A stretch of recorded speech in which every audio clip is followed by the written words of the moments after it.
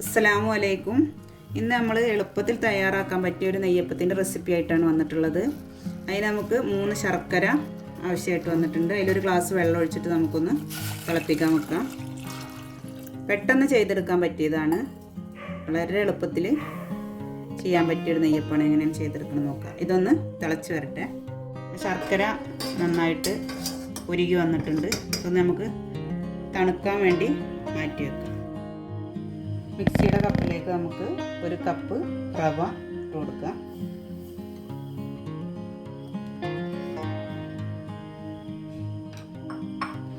വേഗം നമുക്ക് തിളപ്പിച്ച് ചൂടാറാൻ വെച്ച ശർക്കര ഒഴിക്കിയത് ഒന്ന് ഒഴിച്ചിട്ട് അടിച്ചെടുക്കാം. 3 ഏലക്കായുടെ കുരു ഇതിൻ്റെ കൂടെ ഇട്ട് കൊടുത്തിട്ട് അടിച്ചെടുക്കാം. നമ്മൾ ശർക്കര പാനിയിലൊന്ന് അടിച്ചെടുത്തിട്ടുണ്ട്.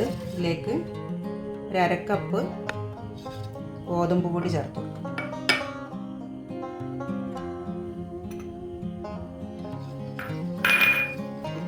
വെച്ചിട്ട് നമ്മൾ നന്നായിട്ട് മിക്സ് ചെയ്തെടുത്തിട്ടുണ്ട്.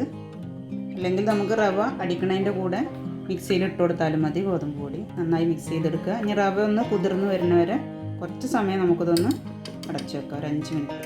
ബാറ്റർ ഒരു 10 മിനിറ്റ് വെച്ചിട്ടുണ്ട്. എന്താ നമ്മൾ കുറുകിയിട്ട് തിക്കായി വന്നിട്ടുണ്ട് കേട്ടോ.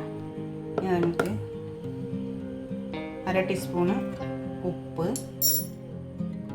1/4 ടീസ്പൂണ് ബേക്കിംഗ് സോഡ,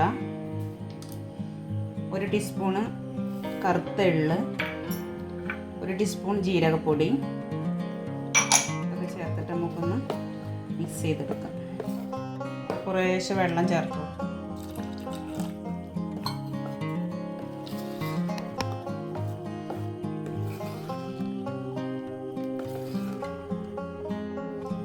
നമ്മളെ ബാറ്റർ റെഡി ആയിട്ടുണ്ട്.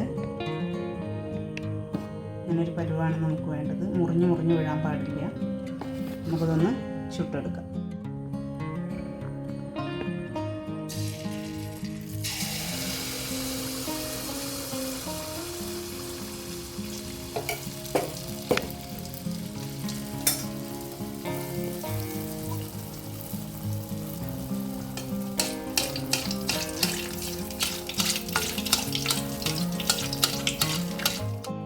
മീഡിയം ഫ്ലെയിമിലിട്ടിട്ടാണ് നമ്മളത് ചുട്ടെടുക്കുന്നത്. അധികം ഫ്ലെയിം കൂട്ടി വെക്കരുത്. അപ്പോൾ ഉൾഭാഗം വേവില്ല, പുറമെ പെട്ടെന്ന് കളർ മാറിപ്പോവുകയും ചെയ്യും.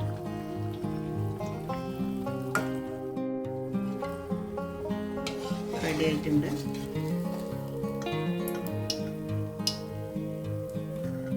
ഇതുപോലെ ഓരോന്ന് ചുട്ടെടുക്കാം. നമ്മളെ മൊത്തം മാവ് നമ്മൾ ചുട്ടെടുത്തിട്ടുണ്ട്.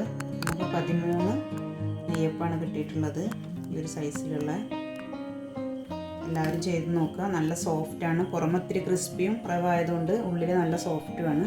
എല്ലാവരും ചെയ്ത് നോക്കുക. പെട്ടെന്ന് ചെയ്തെടുക്കാൻ പറ്റിയ ഒരു റെസിപ്പിയാണ്.